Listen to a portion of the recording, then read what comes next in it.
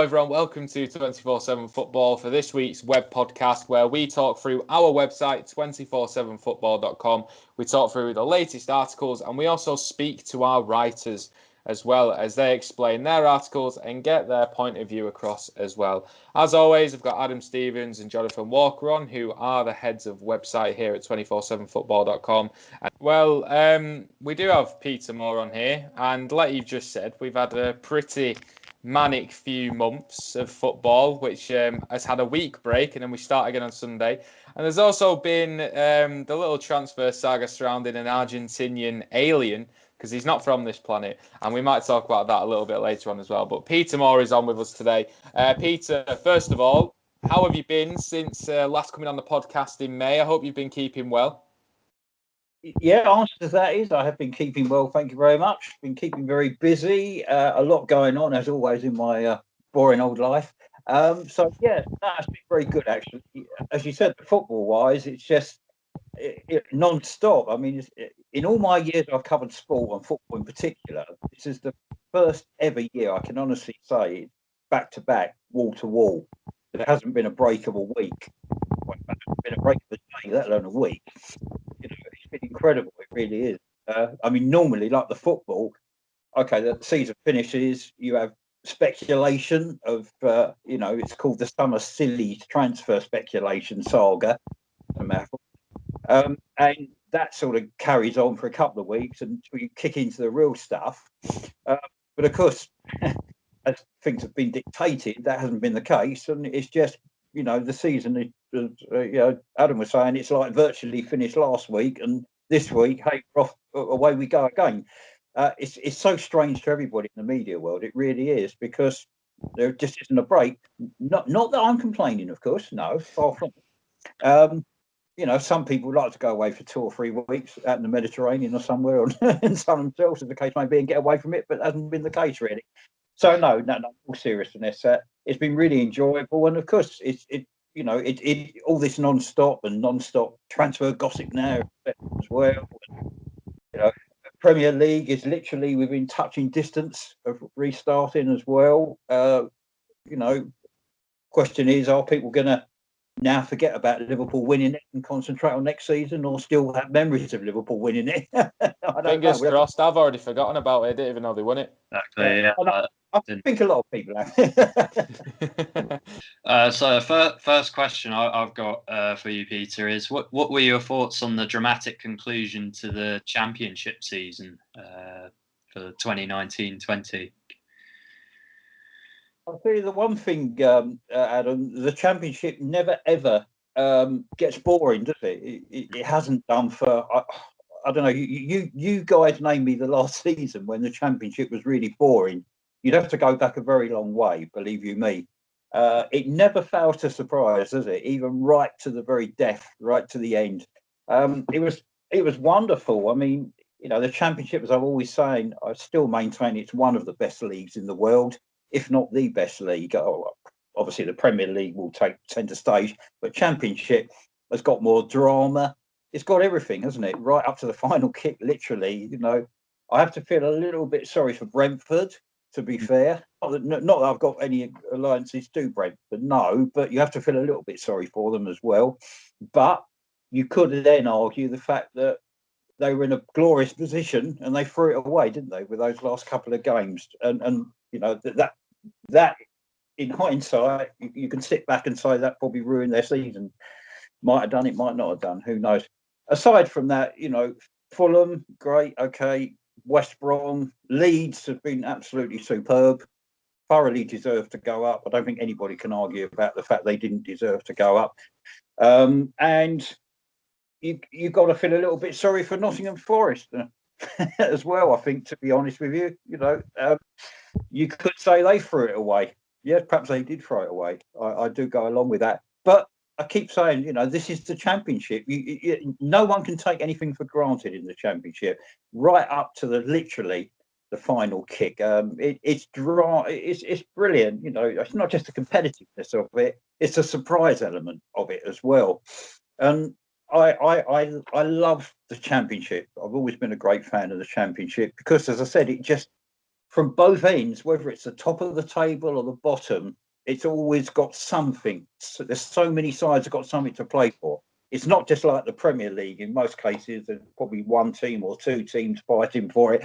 There's a few fighting, obviously, to get into Europe, and a few down the other end of the table trying to keep out of the bottom four, etc. Bottom three, sorry. So it's the complete opposite, and it's got everything. And I tell you what, the fans of Championship football, you can see why they keep saying to me time and time again, it is the best league in the world, Peter. Look at it, week in, week out. It produces drama right up to the last minute. It's superb. You definitely only mentioned Nottingham Forest because of Jonathan.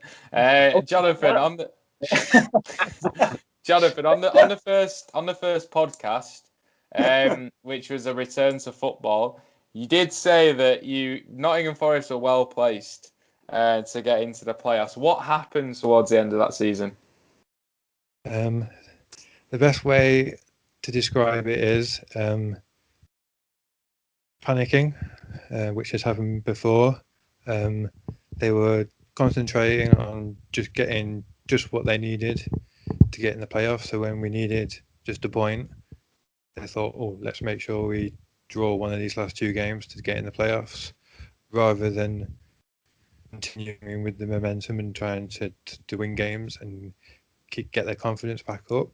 For example, the second to last game against Barnsley, where we needed a point, he changed the formation and tactics, and it totally didn't suit us. We were outplayed, trying to get a point, and then Barnsley go and win it deservedly in the last minute.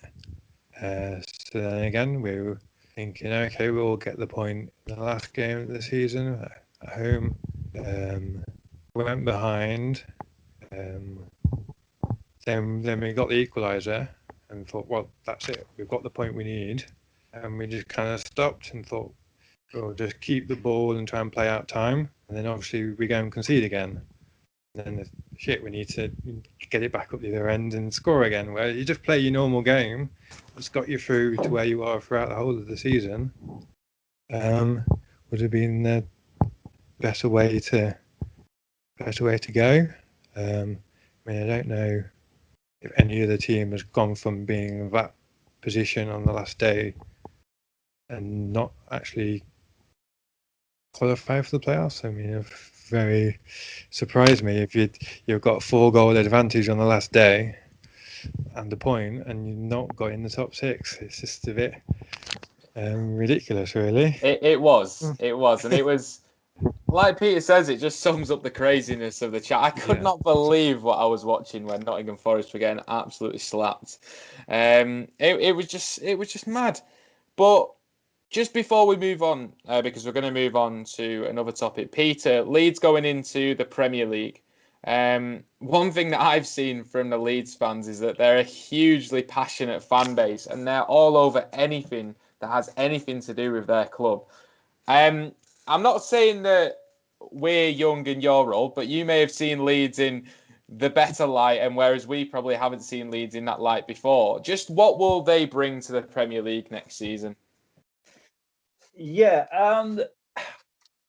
under normal circumstances, if we had allowed crowds in on a full level, I would say they would bring tremendous support as regard away ground. That I think is going to be the disadvantage of them. Having said that, I think what they will bring into the Premier League is a wonderful manager who is in a bit of an eccentric character. Him against Jose could be quite interesting, couldn't it? In a after-match press conference, or even a before one. I think that could be quite fun. No, seriously. It's going to be a new experience for him. It's going to be a new experience for a lot of the players as well. That's the first thing you'd have to say. But one thing Leeds have got, they've had it in the Championship, and I'm sure they're going to have it in the Premier League, is all those players are going to be playing for pride and passion with that shirt in particular. Yes, they won't have the big fan base that I was describing earlier, no, admittedly, but they're still going to have massive amount of exposure because Leeds, remember, is the name Leeds United is a great club. It's an old club, true, but it's a traditionalist club as well. Leeds United, as regards a big club, technically should be in the Premier League season after season. Obviously, they're not. We know that, and it's taken them a while to get this far. The first priority, it's going to be obviously to stay in the Premier League. Forget about getting in, Europe. Forget about that. I know some Leeds fans have already decided that they're going to walk into Europe, but the answer to that is, hello, welcome to a different world. The first step, as any manager will tell you, big or small club as the case may be, let's stay in the Premier League first of all. That is imperative. It's no use going up and then you come straight back down again, especially for a big club, in inverted columns, letters, shall I say, like Leeds United. But no, I think they will bring style of football. It's going to be interesting to see. Are they going to go into the Premier League playing the style of football that got them out of the Championship? Remember, it's two different leagues.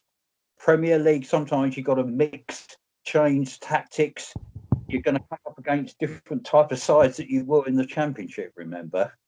So it's going to be a big learning curve, not just for the manager, but for the club, for the fans, for everybody associated with Leeds United. But as a traditionalist, going back to your original point, obviously me being a lot older than you guys, it's great for anybody to see the name of Leeds United playing the likes of Liverpool, Manchester United, Tottenham, Arsenal, etc. All the way down to the sides lower on in that table in the Premiership. So yeah, I think it's great. It's great for football, but I just really I cannot wait to see how their manager goes with these other managers. But believe you me, some of the managers in the Premier League are going to find this guy somewhat different. I think that's the best way to describe him. To be honest with you. I think other managers will have to look out for his spying tactics in terms of on training. I think Derby fans will probably testify with that. I don't know. Yeah, good point actually. Yeah. I'm glad you nudged my memory on that. Yeah, I forgot about that. Exactly. I'll tell you what, he's probably got a few more tricks up his sleeve ready with the Premiership, I expect. No, it's going to be great. As I said, the only downside, it would have been such a nice feeling for Leeds fans, and remember they have got a big fan base, as you alluded to earlier. It's going to be wonderful. It would have been wonderful for those fans to go to the big grounds, because a lot of those fans would have not have set foot in any major stadium for many years. Remember, that's the way you've got to look at it. So realistically, I do feel a little bit sorry for them. It's a reward that they've got there, but it would be even bigger reward if some of those fans can have that luxury of going to the bigger grounds and seeing the big clubs. And if you're a Leeds fan, obviously you'd be keeping your fingers crossed. It isn't going to be a one-season wonder. You just hope it's going to carry on. But Premier League, who can tell? Okay, so you had Peter. You had a look at some of the VAR bloopers that the Premier League witnessed over the past year. What do you think needs to be done to ensure that it is used more successfully, in your opinion? How long is this going to last for? 2 hours? However long you want. Okay. Well, the first thing they've got to do, they've really got to look at, first of all, the laws of the game more than anything. Okay. All right. VAR. Yes, in most cases, it's still getting decision wrong. Anybody can tell you that. It's taking far too long. It's getting to the extreme embarrassment sometimes in games, literally. And this is where perhaps fans are lucky that they're not actually in the stadium having to wait for decisions and eventually see descriptions on screens that are totally wrong. So I can see that side of it. I suppose that's a one plus. But no, I just think they've got to somehow get, I mean, I was going to say they've got time to have a meeting, but they haven't, because of the way the season's going to literally expand into one another. They can't even probably sit down for a week and go through and analyse everything, because, in this year, we're not going to have that, obviously. But really, I think the first thing they've got to do is sort out laws, descriptions, Is it plain and obvious? Right? You know, what is plain and obvious? You know, I mean, offside. What is a plain and obvious offside? What is a plain and obvious handball? What is a plain and obvious ball comes off a shoulder, ball comes off a hand, ball comes off? You know, you've got to sit down and you've got to have consistency. I'll be honest with you, and I just don't think there is any consistency. I'm not so much having to go at the referees. The referees, to be fair, are only going by the guidelines that they've been given. Now, the guidelines that they've been given, you could sit down all day long and argue about decisions, as we've all know that's happened in the last Premiership, for instance. You know, it's a wonderful debate, yes, but at the end of the day, is it really getting the right success, and is it getting anywhere? And the answer to that is, I just don't think it is, because to me, if you're going to have VAR, my personal, and this is only my personal thought, what I think would improve VAR a lot, and it has happened, I've noticed in Europe a couple of times, hopefully, if you're going to have VAR, you've still got to have the referee in charge, in my opinion, has the final say, because he is the person in charge. The idea of having an official is for that person, man or lady, whoever, to be in charge of that game. When it comes to decisions, they should have the final decision. So do you agree with what Jose Mourinho said then, in the fact that the referee isn't the referee anymore because they don't use the pitch side monitors and they ultimately are overruled? Correct. Yeah, you summed it up. Well done, Jose. He did take notice of me first before he said that, mustn't he? Yeah. I actually know. But no, seriously, I think he's called it spot on. You know what? The original idea was to have pitch side monitors, wasn't it, as a guidance? Yes. Now, how many referees, to be fair, have gone across to a pitch side monitor? It might have taken a minute, 2 minutes, whatever, and gone and made a decision. Whether it's right or not, that's neither here nor there. But Jose Mourinho is spot on. A referee now, what a referee should be doing, he can't do. He should be officiating that game. He should be the one that's making the decisions. Yeah. But everything's being overridden, isn't it? Because at the end of the day, all of a sudden, Mike, you know, earpiece, VAR are calling for something that he, to be fair to him, he possibly hasn't seen because he's at a different angle. Yeah. Whereas if he went straight to that monitor and the VAR guys would say, look, so-and-so, you know, this is an incident, offside. We think it is offside. What do you think? So he goes across to the monitor. He looks at it. Remember, the monitor can give him different angles, the same as what the guys in the truck at VAR have got. He sees that, and then it's down to him to make the call. Now, he might get. I'm not saying he's going to get every decision right. Nobody does. VAR. How many decisions are VAR getting right for a start? So you've got to look at it that way. But surely it should be down to him, i.e. the official in charge, to make that final decision. Because, you know, literally, you are getting instances, I'm sure, where that referee would have thought, well, if I'd have looked at that decision, I could have changed my mind. Yes? Yeah, but I think... You know, VAR turning around saying, no, this is it. This is what you go by.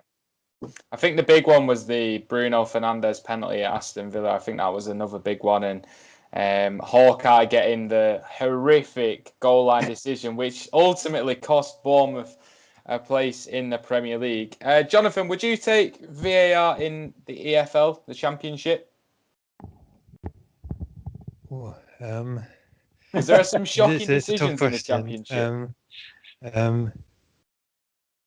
Say, yeah, to a certain degree, it would.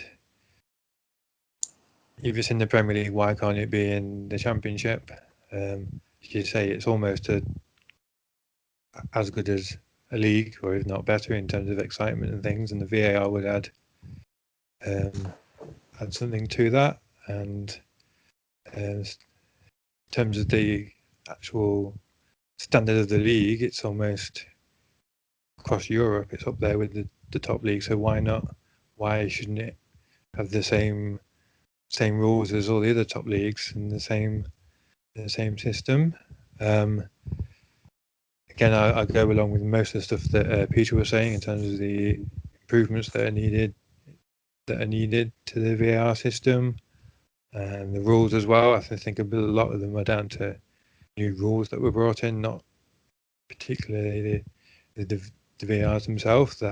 The handball rule and things like that. There's just, you get in things that were never classed as handball previously, but now are because you've got the VAR. They think, well, we might as well use it to get every little handball as a handball. Where if you should have just stuck with more or less the same rules, just to check on those rules with the TV, it'd be a lot simpler. Again, with the pitch side monitor that Peter mentioned, they definitely need to use it more. I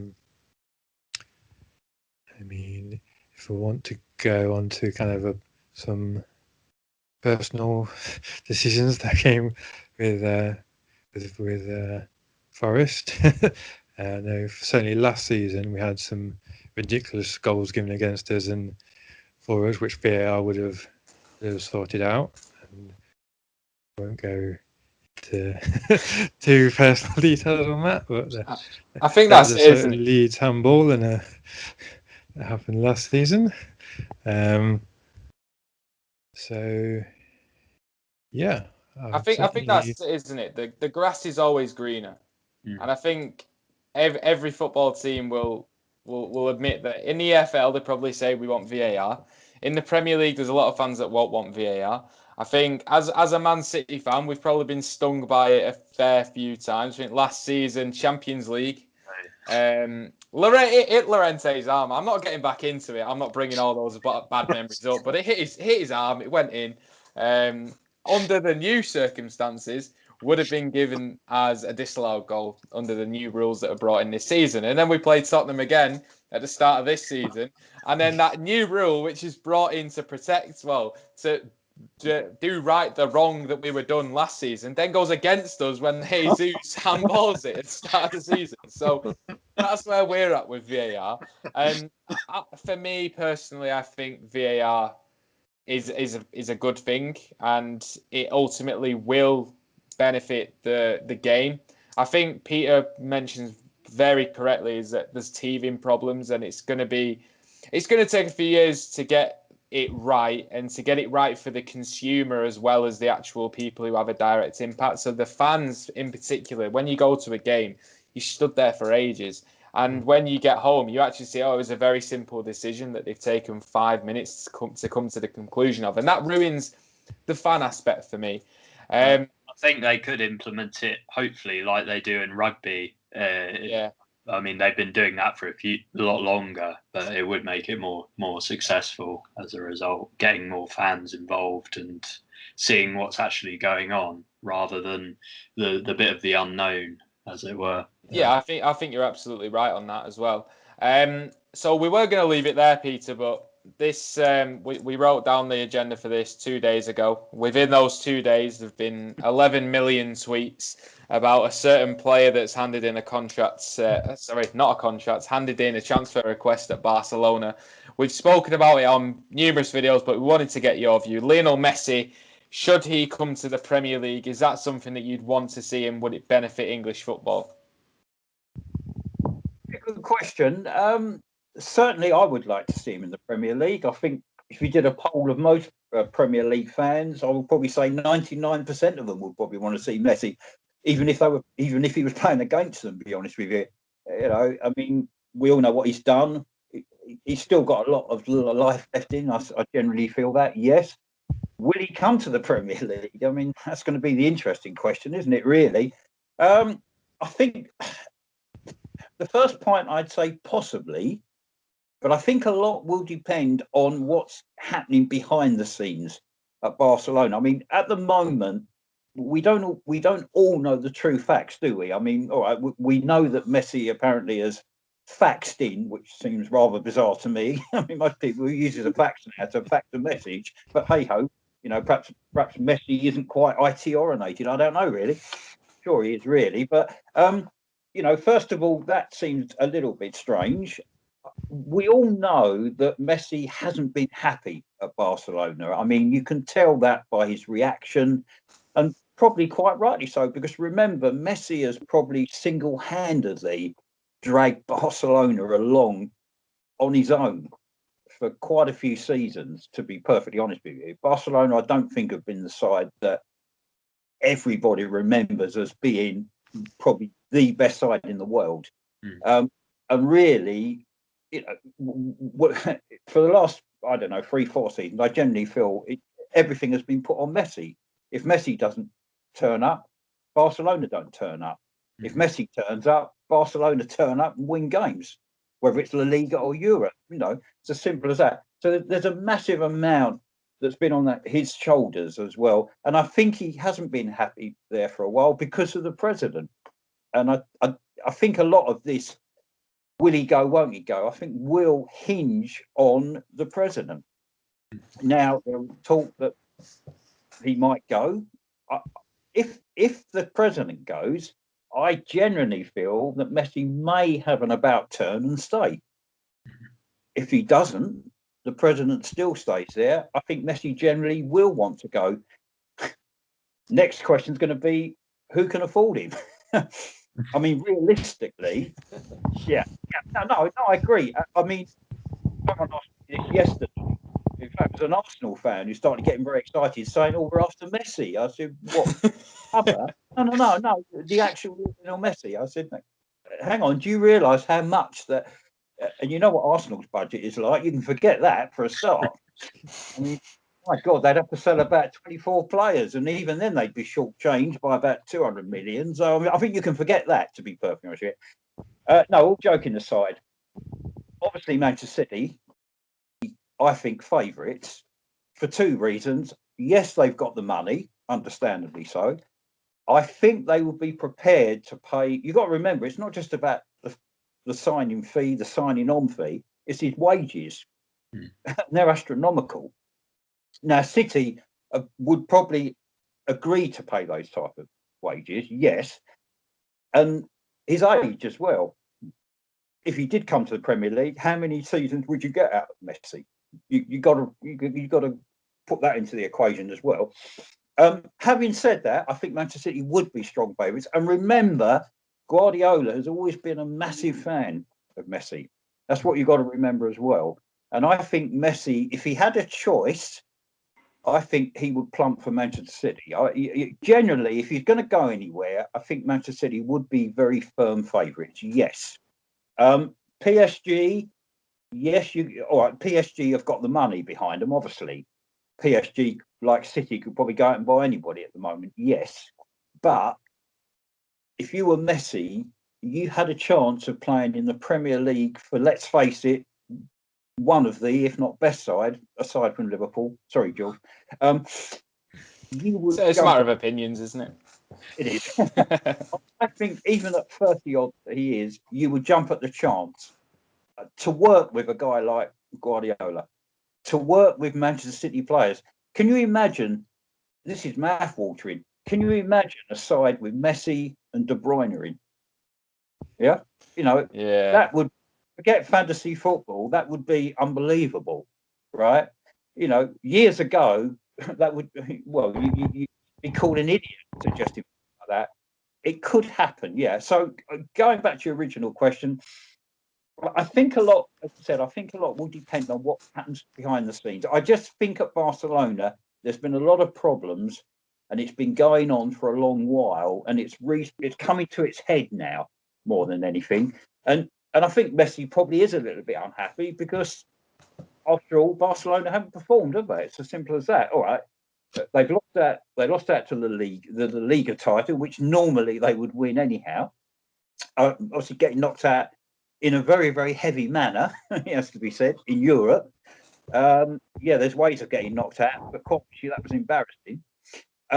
So he's probably had enough. He probably feels now is the time, because there's a lot of problems behind that scene. So, I think, as I said earlier, I just feel a lot of it is down to that president. I know a lot of people in Barcelona want him out because he's obviously causing problems there. And it's not just with Messi. I think there's going to be other players who are going to be in the same boat as well. Yeah. You could see a dismantle of, let's face it, what once was a very, very good club and a very strong club, it has to be said. So, yeah, I think if he does go, the president goes, they get rid of the president. That way, then it will please the fans. But remember, Barcelona fans are not happy by far and away. They would want to keep Messi. Of course you would. It's fairly obvious you would. It's understandable.